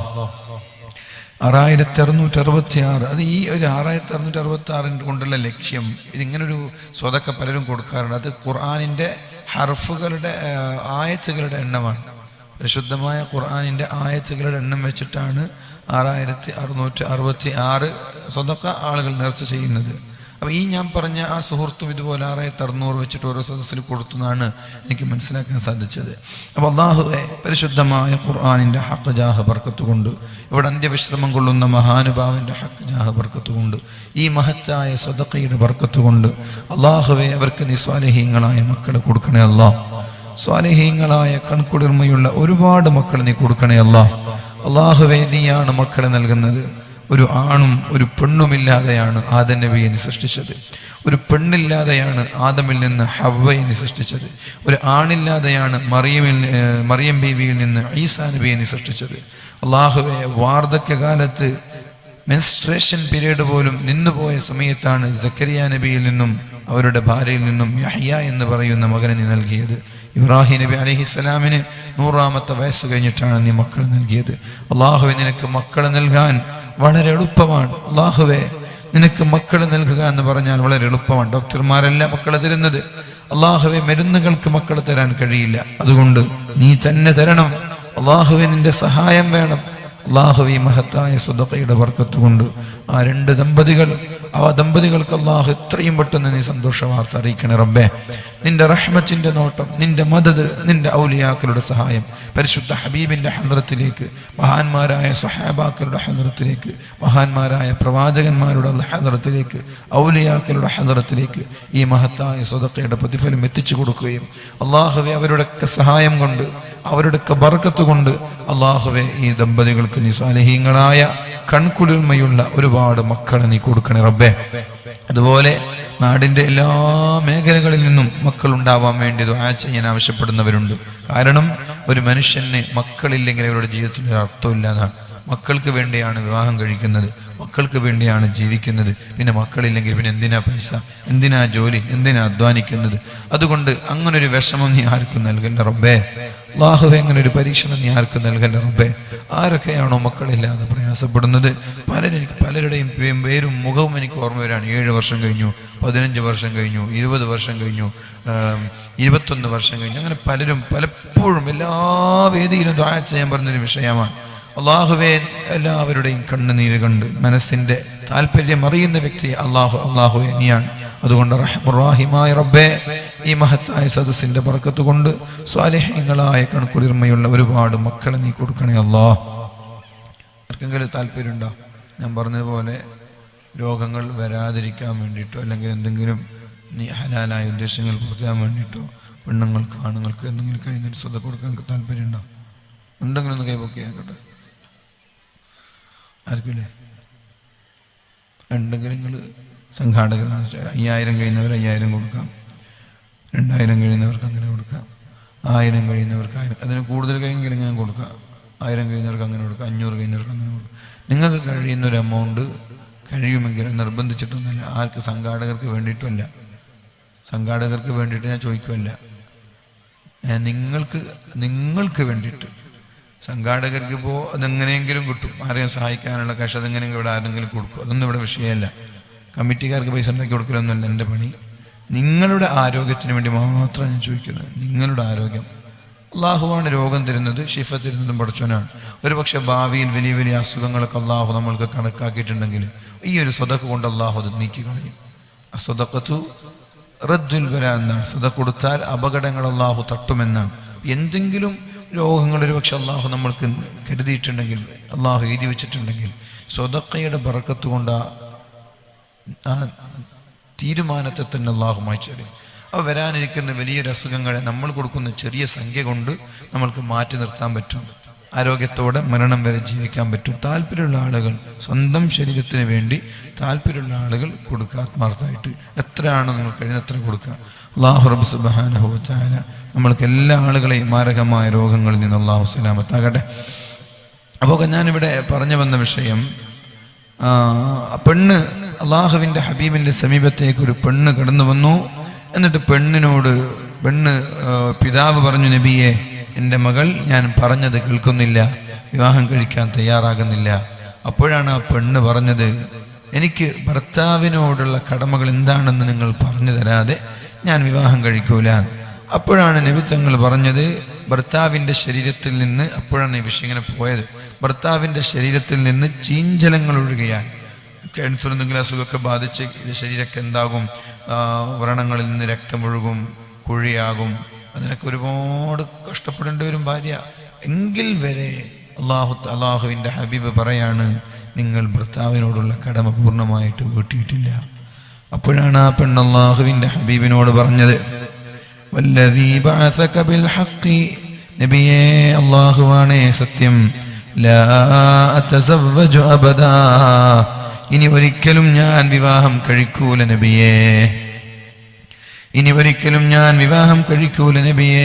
ശ്രദ്ധിക്കണം, പെണ്ണ് വിവാഹം കഴിക്കുന്നതിന് മുമ്പ് അള്ളാഹുവിൻ്റെ ഹബീബിനോട് ചോദിച്ചത്, നബിയെ, എന്ത് കടമയാണ് എനിക്കെൻ്റെ ഭർത്താവിനോടുള്ളത്? നബി തങ്ങൾ കടമകൾ പറഞ്ഞു കൊടുത്തപ്പോ പെണ്ണ് പറഞ്ഞു, എന്നാൽ ഈ കടമകളൊക്കെ നിറവേറ്റാൻ കഴിയുമെന്ന് എനിക്ക് തോന്നുന്നില്ല, അതുകൊണ്ട് ഞാൻ ഇനി വിവാഹം കഴിക്കൂല എന്ന് അള്ളാഹുവിൻ്റെ ഹബീബിനോട്, പരിശുദ്ധ റസൂലുള്ളാഹി സ്വല്ലല്ലാഹു അലൈഹി വസല്ലമ തങ്ങളോട്, അള്ളാഹുവിൻ്റെ ഹബീബിനോട്, പരിശുദ്ധമായ റസൂലുള്ളാഹി സ്വല്ലല്ലാഹു അലൈഹി വസല്ലമ തങ്ങളോട് ആ പെണ്ണ് പറഞ്ഞപ്പോൾ നബി തങ്ങൾ പറഞ്ഞ മറുപടി, ലാ തുൻകിഹൂഹുന്ന ഇല്ലാ ബിഇദ്നിഹിന്ന, ഈ പെണ്ണിന്റെ സമ്മതം കിട്ടാതെ ഒരു കാരണവശാലും ഈ പെണ്ണിന് വിവാഹം കഴിപ്പിച്ചു കൊടുക്കരുത് എന്ന് പിതാവിനോട് അള്ളാഹുവിൻ്റെ ഹബീബായ റസൂലുള്ളാഹി സ്വല്ലല്ലാഹു അലൈഹി വസല്ലം. കല്യാണമെന്ന് കേൾക്കുമ്പോൾ നല്ല രസമാണ്. ഉദയാപ്പയാകുന്നതും വസ്ത്രം വാങ്ങുന്നതും ചമയുന്നതും സ്വർണം ധരിക്കുന്നതും യാത്ര പോകുന്നതും ഫോട്ടോ എടുക്കുന്നതും ആളുകളൊക്കെ പാട്ട് പാടുന്നതൊക്കെ കേൾക്കാനും കാണാനൊക്കെ നല്ല രസമാണ്. വലിയൊരു പ്രതീക്ഷയാണല്ലേ കല്യാണമൊക്കെ ആകുമ്പോൾ എല്ലാവരുടെയും പ്രതീക്ഷ, മാഷാ അല്ലാഹ്, നല്ല ഇങ്ങനെയുള്ള കോട്ട് സൂട്ട് വാങ്ങണം, പിന്നെ ബ്ലീച്ചിങ് ആക്കണം, മുടി സ്ട്രൈറ്റ് ആക്കണം, പിന്നെ പെൺകുട്ടികളൊക്കെ ആകുമ്പോൾ നല്ല സ്വർണ്ണാഭരണങ്ങൾ വാങ്ങണം, എന്നിട്ട് നല്ല സുന്ദരന്മാരായിട്ട് രാവിലെ വൈകുന്നേരം വരെ ഇങ്ങനെ ഇരിക്കണം. അപ്പോൾ ആൾക്കാർ ഷൂട്ട് തരാൻ ആൾക്കാരുണ്ടാവും, ബെൽറ്റ് കെട്ടി തരാൻ ആൾക്കാർ, ട്രൗസർ ഇട്ട് കൊടുക്കാൻ വരെ ആൾക്കാരുണ്ടാവും കല്യാണ ദിവസം. അപ്പോൾ ജീവിതത്തിൽ ആകെ കിട്ടുന്നൊരു ദിവസമാണത്. അന്ന് എല്ലാവരും വലിയ ആവേശത്തോടെ കല്യാണത്തിന് തയ്യാറാവാം. പക്ഷേ ആ കല്യാണത്തിന് തയ്യാറാകുന്നതിന് മുമ്പ് എന്താണ് വിവാഹം എന്ന് പഠിച്ചിട്ട് പോയാൽ മതി. പെണ്ണ് പറഞ്ഞു, എനിക്കിങ്ങനെയാണെങ്കിൽ കല്യാണം വേണ്ട, എനിക്ക് ഈ ബാധ്യതകൾ നിറവേറ്റാൻ കഴിയുമെന്ന് തോന്നുന്നില്ല. നബി തങ്ങൾ പറഞ്ഞു, എന്നാൽ വിവാഹം കഴിപ്പിച്ചു കൊടുക്കണ്ട, ഈ കടമ നിറവേറ്റാൻ കഴിയുമെങ്കിൽ മാത്രം വിവാഹം കഴിപ്പിച്ചു കൊടുത്താൽ മതി. പെണ്ണിതൊക്കെ കേൾക്കുന്നുണ്ടോ ആവോ അല്ലേ? സ്ത്രീകൾ ഇപ്പോൾ പൊതുവെ സ്ത്രീകൾക്ക് അനുകൂലമാണ് നമ്മുടെ നാട്ടിലെ വിധിയും, നമ്മുടെ നാട്ടിലുള്ള കോടതിയും നിയമവും നിയമപാലകരും എല്ലാം പെണ്ണിന് അനുകൂലമാണ്. പെണ്ണ് എന്നെ പീഡിപ്പിച്ചു എന്ന് പറഞ്ഞാൽ ഭർത്താവ് ജയിലിലാണ്. സത്യത്തിൽ നോക്കിയിട്ട് ഒന്ന് കണ്ണുരുട്ടി നോക്കിയിട്ട് വരെ ഉണ്ടാവില്ല പുതിയാപ്പിള്. എത്രയോ അനുഭവങ്ങൾ എനിക്കങ്ങനെ അറിയാം, എത്രയോ അനുഭവങ്ങൾ അറിയാം. ഭർത്താവിൻ്റെ ഭാഗത്തൊരു തെറ്റുണ്ടാവില്ല. ഒരു കാര്യം ഞാൻ പറയും, ഒരു പെണ്ണിനെ വിവാഹം കഴിച്ചിട്ട് ഏകദേശം കുറേ വർഷങ്ങളായി, ഇത്രയും വർഷങ്ങളായിട്ട് ഈ പെണ്ണിൻ്റെ കൂടെ കിടപ്പറ പങ്കിട്ടിട്ടില്ല. ഉറങ്ങിയിട്ടുണ്ട് പെണ്ണിൻ്റെ കൂടെ, കിടപ്പറ പങ്കിട്ടിട്ടില്ല. കാരണം ഈ പെണ്ണിന് ഇയാൾ ഇഷ്ടമല്ല. വർഷങ്ങൾ കഴിഞ്ഞു വിവാഹം കഴിഞ്ഞിട്ട്. എന്നിട്ട് ഈ പുതിയാപ്പിളാണെങ്കിൽ വീട്ടുകാരോട് ആരോട് ഇത് പറഞ്ഞിട്ടില്ല, ഇങ്ങനെ ഒരു പെണ്ണ് സമ്മതിക്കുന്നില്ല എന്നുള്ളൊരു വിഷയം പറഞ്ഞിട്ടില്ല. പിന്നെ കുറേ ട്രൈ ആയി പല സാഹചര്യങ്ങൾക്കൊന്നും പെണ്ണന് സമ്മതിക്കുന്നില്ല. വർഷങ്ങൾക്ക് ശേഷമാണ് വീട്ടുകാരോട് വിഷയം പറയുന്നത്. പിന്നെ തൊലാക്കല്ലാതെ വേറെ വഴിയില്ലല്ലോ. തൊലാക്ക് ചെല്ലുമ്പോൾ പുതിയാപ്പിള നഷ്ടപരിഹാരം കൊടുക്കണം. തൊലാക്ക് ചെല്ലുമ്പോൾ പുതിയാപ്പിള നഷ്ടപരിഹാരം കൊടുക്കണം. അതിൻ്റെ എമൗണ്ട് ചെറിയ എമൗണ്ട് ആണെങ്കിലൊക്കെ ഓക്കെ. ചെറിയ എമൗണ്ട് എന്തിനാ കൊടുക്കും? പുതിയാപ്പിള തെറ്റല്ലല്ലോ, തെറ്റ് പെണ്ണിൻ്റെതല്ലേ. പുതിയാപ്പിള എന്തിനാ അതിന് കൊടുക്കേണ്ട ആവശ്യം? പക്ഷേ കോടതിയും നിയമങ്ങളൊക്കെ പെണ്ണിന് അനുകൂലമാണ്. പെണ്ണ് വേണ്ടാന്ന് പറയാം, പുതിയാപ്പിളെ പെണ്ണ് വേണ്ടാന്ന് പറയാം. എന്നിട്ട് പുതിയാപ്പിള ഡിവേഴ്സ് ചെയ്യുന്ന സമയത്ത് പുതിയാപ്പിള തന്നെ 25 ലക്ഷം 100 പവന് ഇതൊക്കെ നഷ്ടപരിഹാരമായിട്ടാണ്. ഇതൊക്കെ പടച്ചോന കോടതിയിൽ പെണ്ണ് സമാധാനം പറയേണ്ടി വരും. അങ്ങനെ ഇഷ്ടമില്ലാതൊരു പെണ്ണ് തൊലാക്കില്ലാണെങ്കിൽ ആ പെണ്ണ് ഉപ്പയോടും ഉമ്മയോടും പറയണം, ഇനി എനിക്കിഷ്ടമില്ലാഞ്ഞിട്ട് ഞാൻ തൊലാക്കില്ലാണ്, അയാളോട് നഷ്ടപരിഹാരം വാങ്ങിക്കരുതെന്ന്. പുതിയാപ്പിളയുടെ പ്രശ്നത്തിൽ പുതിയാപ്പിള വേണ്ടാന്ന് പറഞ്ഞ് തൊലാക്ക് ചെല്ലാൻ നഷ്ടപരിഹാരം വാങ്ങാവുന്നതാണ്. ഒരു പുതിയാപ്പിള പറയണം എനിക്ക് പെണ്ണിനെ വേണ്ട, എന്നാൽ നഷ്ടപരിഹാരം ഡിമാൻഡ് ചെയ്തിട്ട് വാങ്ങാവുന്നതാണ്. കാരണം കല്യാണമൊക്കെ കഴിച്ചു കൊടുത്തിട്ട് പെണ്ണിനെ വേണ്ടെന്ന് പറഞ്ഞാൽ ഒരു പെണ്ണ് വിവാഹം കഴിപ്പിച്ചു കൊടുത്താൽ പിന്നെ രണ്ടാമത് വിവാഹം കഴിക്കാൻ വലിയ പ്രയാസമാണ്, നഷ്ടപരിഹാരം വാങ്ങാം. എന്നാൽ പെണ്ണിൻ്റെ പ്രശ്നം, പെണ്ണിന് ഇത് ഉൾക്കൊള്ളാൻ കഴിഞ്ഞിട്ട് പെണ്ണ് വേണ്ടെന്ന് പറഞ്ഞിട്ട് തൊലാക്ക് ചെയ്താലും ആണെന്തിനാ കൊടുക്കേണ്ട ആവശ്യം? ആണിനടുത്ത് എന്താ പ്രശ്നം? ആണ് തയ്യാറാണ്, ഇത് മുന്നോട്ട് കൊണ്ടുപോകാൻ തയ്യാറാണല്ലോ. എന്നിട്ട് വരെ കോടതിയിൽ പോയിട്ട് പോലീസ് സ്റ്റേഷനിൽ പോയിട്ട് കേസ് ഫയൽ ചെയ്തിട്ട് പെണ്ണ് പുതിയാപ്പിളയുടെ കയ്യിൽ നിന്ന് പൈസ വാങ്ങും. അള്ളാഹുവോടുകൂടി ഇത്തരം സ്ത്രീകളെയും അവരുടെ കുടുംബത്തെയും പഠിച്ചു കൊണ്ടൂല. കാരണം അവർക്ക് ആ ശാപം മരണം വരെ ഉണ്ടാവും. എൻ്റെ ശബ്ദം ശ്രവിക്കുന്ന ആരാണെങ്കിലും ഇത്തരം ശ്രദ്ധിക്കുക. അള്ളാഹുവിൻ്റെ ശാപം, ജനങ്ങളുടെ ശാപം, ആ വീട്ടുകാരുടെ ശാപം ഖിയാമത്ത് നാൾ അവരുടെ മരണം വരെ കുടുംബത്തിലുണ്ടാവും. മക്കളുണ്ടായ മക്കളിലുണ്ടാവും. അതൊക്കെ ശ്രദ്ധിക്കുന്നൊരു വിഷയമാണ്. നമ്മൾ മാന്യതയുണ്ടല്ലോ, ഉടുപ്പെന്നൊരു സാധനം വേണമല്ലോ, അതില്ലാതെന്നെങ്കിൽ വിവാഹം കഴിക്കാതിരിക്കുക നല്ലത്. അപ്പം അതുകൊണ്ട് പെണ്ണായാലും ആണായാലും ഇതൊക്കെയാണ് ഒരു പെണ്ണിന് ഭർത്താവിനോടുള്ള കടമകൾ. അതൊക്കെ നിനക്ക് ചെയ്യാൻ പറ്റുമോ? വിവാഹം കഴിച്ചാൽ മതി, അല്ലെങ്കിൽ നീ വിവാഹം കഴിക്കണ്ട, നീ ബാച്ചിലറായിട്ട് ജീവിച്ചു. ആണോ? അത് ആണിൻ്റെ കടമകളൊക്കെ ഇൻഷാ അല്ലാഹ് പറയാം. ഒരാൾ 1000 രൂപ ഇവിടെ ഏൽപ്പിച്ചിട്ടുണ്ട്. അള്ളാഹുവേ, ഈ മഹാനുഭാവന്റെ ഹദറത്തിൽ ഈ മഹത്തായ സദസ്സിൽ ആ സഹോദരൻ നൽകിയ 1000 രൂപയുടെ ഹഖ് ജാഹ ബർക്കത്ത് കൊണ്ട് റഹ്മുർ-റഹീമായ അള്ളാഹു മാരകമായ രോഗവും അദ്ദേഹത്തിൻ്റെ കുടുംബങ്ങൾക്കും നീ നൽകല്ലേ റബ്ബേ. അങ്ങനെ നിങ്ങൾക്ക് താല്പര്യം ആരെങ്കിലും കൊടുത്തു വിട്ടാൽ മതി. പരസ്യമായിട്ട് പറയാൻ മടിയുണ്ടെങ്കിൽ നിങ്ങൾക്ക് ഏറ്റവും ഇഷ്ടമുള്ളൊരു സംഖ്യ കൊടുക്കട്ടോ. നിങ്ങൾക്ക് ഇഷ്ടമുള്ളൊരു സംഖ്യ കൊടുക്കും. നിങ്ങളുടെ വരുമാനത്തിന് അനുസരിച്ച് പെണ്ണുങ്ങളായാലും ആണുങ്ങളായാലും ഇഷ്ടപ്പെട്ടൊരു സംഖ്യ ആരുടെങ്കിലും കുട്ടികളുടെ കയ്യിലായിട്ട് കൊടുത്തയച്ചാൽ മതി. പറയാൻ മടിയുണ്ടെങ്കിൽ. അള്ളാഹുവേ, ആ സഹോദരന് നീ മാരകമായ രോഗങ്ങളിൽ നിന്ന് കാവൽ നൽകണേ റബ്ബേ. വല്ല അസുഖങ്ങളുണ്ടെങ്കിൽ നീ പൂർണ്ണമായ ശിഫ നൽകണേ അല്ലാഹ്. റഹ്മുർ-റഹീമായ റബ്ബേ, ആ സഹോദരന്റെ ഭാര്യ, കുടുംബങ്ങൾ, മാതാപിതാക്കൾ എല്ലാവർക്കും നീ ആഫിയത്ത് നൽകണേ അല്ലാഹ്. അല്ലാഹുവേ, സ്വതഖ നൽകി ചികിത്സിക്കണമെന്ന് പഠിപ്പിച്ചത് നിന്റെ ഹബീബാണ്. ദാവൂ മർലാക്കും ബിസ്സദഖ. രോഗമുണ്ടായാൽ, അസുഖങ്ങളുണ്ടായാൽ രോഗങ്ങളെ സ്വതഖ നൽകി ചികിത്സിക്കണമെന്നാണ് പരിശുദ്ധ റസൂലുള്ളാഹി സ്വല്ലല്ലാഹു അലൈഹി വസല്ലം പഠിപ്പിച്ചത്. അതുകൊണ്ട് അല്ലാഹുവേ, ഈ മഹത്തായ സ്വതഖ മുൻനിർത്തിക്കൊണ്ട് ഞങ്ങൾ ചോദിക്കുകയാണ്, അദ്ദേഹത്തിനോ അദ്ദേഹത്തിന്റെ കുടുംബങ്ങളിൽപ്പെട്ട ആളുകൾക്കോ മാരകമായ രോഗങ്ങൾ നീ നൽകല്ല റബ്ബേ. അല്ലാഹുവേ, പ്രയാസമുള്ള രോഗങ്ങൾ നീ നൽകല്ലേ അല്ലാ. വല്ല അസുഖങ്ങളുണ്ടെങ്കിൽ ഈ മഹത്തായ സ്വതഖയുടെ ബറകത്ത് കൊണ്ട് പൂർണ്ണമായ ശിഫാ നൽകണേ അല്ലാ, പൂർണ്ണമായ ശമനം നൽകണേ റബ്ബേ. അപ്പോൾ ഒരു പെണ്ണ് ഇതൊക്കെ പഠിച്ചു കഴിഞ്ഞിട്ടൊരു പെണ്ണ് പറയാണ്, ഭർത്താവിനോടുള്ള കടമകൾ എനിക്ക് വീട്ടാൻ കഴിയുമെന്ന് തോന്നുന്നില്ല, അതുകൊണ്ട് ഞാൻ വിവാഹം കഴിക്കുന്നില്ല എന്ന് പറഞ്ഞാൽ ആ പെണ്ണ് എപ്പോഴാണോ വിവാഹത്തിന് തയ്യാറാകുന്നത് അന്ന് കഴിപ്പിച്ചു കൊടുത്താൽ മതി, അല്ലെങ്കിൽ വിവാഹം കഴിപ്പിച്ചു കൊടുക്കേണ്ടതില്ല. അല്ലാഹുവിന്റെ ഹബീബ് അങ്ങനെയാണ് പറഞ്ഞത്. ഈ പെണ്ണിന് താല്പര്യമില്ലെങ്കിൽ ഈ പെണ്ണിനെ വിവാഹം കഴിപ്പിച്ചു കൊടുക്കരുത് എന്ന് ശഫീഉനാ റസൂലുള്ളാഹി സ്വല്ലല്ലാഹു അലൈഹി വസല്ലം.